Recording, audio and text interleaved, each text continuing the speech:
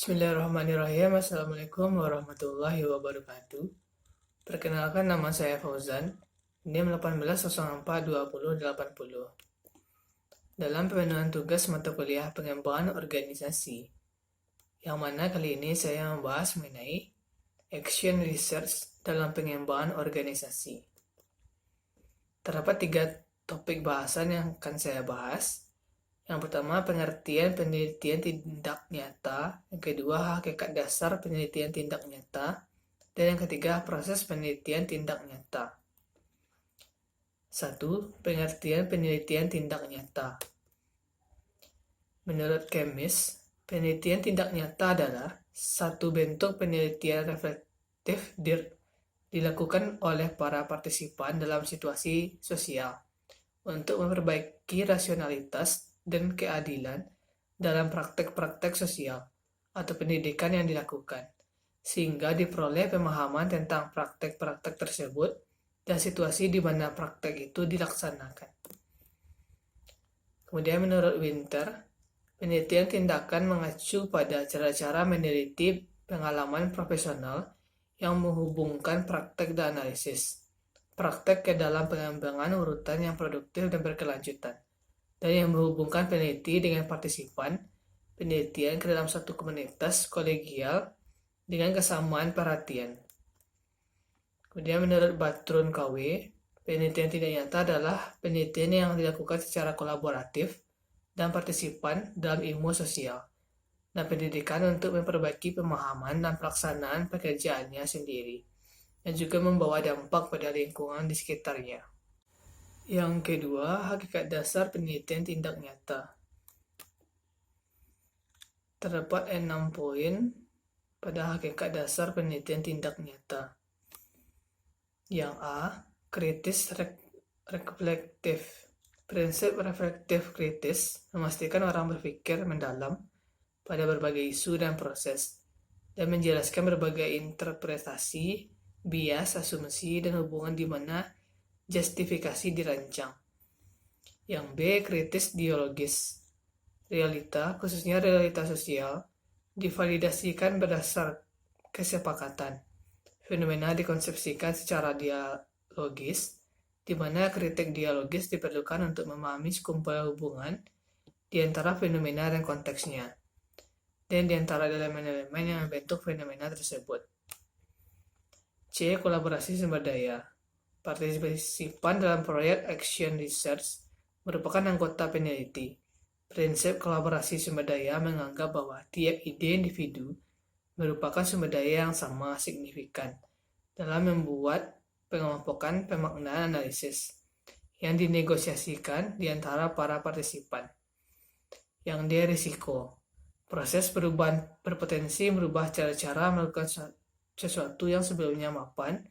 Hal ini menimbulkan ketidaknyamanan psikologis di antara para pelaksana atau pihak yang terkait. Salah satu ketukan utama datang dari risiko adanya pembatasan ego yang ditimbulkan dari diskusi terbuka terhadap interpretasi, ide, dan penilaian-penilaian seseorang. Poin yang E, struktur plural.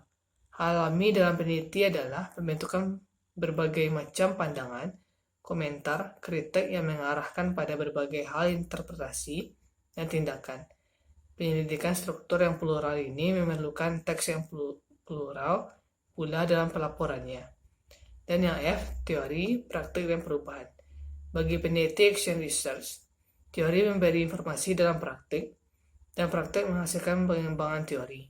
Yang keduanya berlangsung berkelanjutan. Dalam beberapa rancangan, tindakan seseorang didasarkan pada asumsi, teori, dan hipotesis yang dianut, serta tiap hasil yang teramati kemudian akan membentuk pengembangan teoritis. Poin yang ketiga, proses penelitian tindak nyata. Davidson, Martinson, dan Koch membagi action research dalam 5 tahapan yang merupakan siklus. Yang A, melakukan diagnosa atau diagnosing. Melakukan identifikasi masalah-masalah pokok yang ada guna menjadi dasar kelompok atau organisasi sehingga terjadi perubahan. Peneliti mengidentifikasi kebutuhan stakeholder yang ditempuh dengan cara mengadakan wawancara mendalam kepada stakeholder yang terkait langsung maupun tidak terkait langsung. Yang B, membuat rencana tindakan atau action planning. Peneliti dan partisipan bersama-sama memahami pokok masalah yang ada, kemudian dilanjutkan dengan menyusun rencana tindakan yang tepat untuk menyelesaikan masalah yang ada. Pada tahap ini, pengembangan organisasi memasuki tahapan desain dengan memperhatikan kebutuhan stakeholder terhadap organisasi. Yang C, melakukan tindakan action taking. Peneliti dan partisipan bersama-sama mengimplementasikan rencana tindakan dengan harapan dapat menyelesaikan masalah. Selanjutnya, setelah model dibuat berdasarkan sketsa dan menyesuaikan isi yang akan ditampilkan, berdasarkan kebutuhan stakeholder yang dilanjutkan dengan mengadakan uji coba. Yang D, melakukan evaluasi atau evaluating. Setelah masa implementasi dianggap cukup, kemudian peneliti bersama partisipan melaksanakan evaluasi hasil dari implementasi tadi. Dan siklus yang terakhir, melakukan diagnosa. Tahap ini merupakan bagian akhir siklus yang telah dilalui dengan melakukan review tahap per tahap yang telah berakhir. Kemudian, peneliti ini dapat berakhir. Seluruh kriteria dalam prinsip pembelajaran harus dipelajari. Perubahan dalam situasi organisasi dievaluasi oleh peneliti dan dikomunikasikan kepada klien. Peneliti dan klien merefleksikannya terhadap hasil proyek yang nampak akan dilaporkan secara lengkap, dan hasilnya secara eksplisit dipertimbangkan dalam hal implikasinya terhadap penerapan Canonical Action Research atau CIR. Berikut referensi yang saya gunakan. Baiklah, sekianlah presentasi saya pada kali ini. Terima kasih atas perhatiannya. Apabila ada kata yang salah, tolong dimaafkan. Wabillahi taufiq wal hidayah. Wassalamualaikum warahmatullahi wabarakatuh.